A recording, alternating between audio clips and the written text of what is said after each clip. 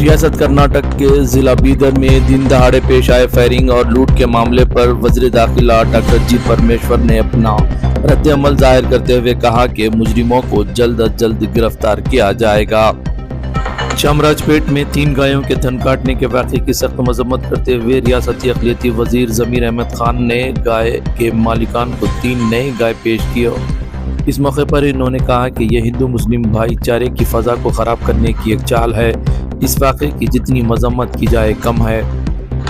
تلنگانہ کے وزیر اعلیٰ ریونت ریڈی نے دلی میں انتخابی ضمانت پوسٹر جاری کرتے ہوئے کہا کہ دلی میں کانگریس کی برسر اقتدار آنے پر 500 روپے میں گیس سلنڈر اور مفت راشن کٹ اور ہر گھر کے لیے 300 یونٹ بجلی مفت فراہم کی جائے گی۔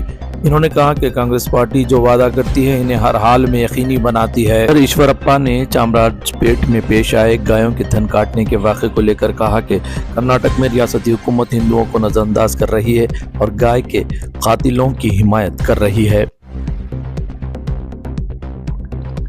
کنڑا روزنامہ کنڑا پربھا کے گلبرگہ ایڈیشن کے ذمہ دار اور سینئر صحافی اپاراؤ سودی کو ان کی بہترین سیاسی رپورٹنگ برائے تنقید کے لیے ریاستی ایوارڈ کے لیے منتخب کیا گیا ہے۔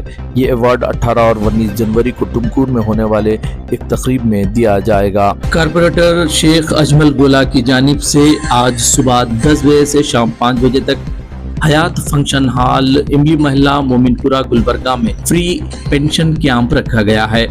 اس کیمپ میں old age pension, widow pension, caste certificate کے علاوہ وکلانگ لوگوں کے لیے بھی پینشن سرٹیفکیٹ کی اجرا عمل میں آئے گی۔ کارپوریٹر اجمل گولا نے وارڈ نمبر 21 کی عوام سے اس فری پینشن کیمپ سے استفادہ کرنے کی اپیل کی ہے۔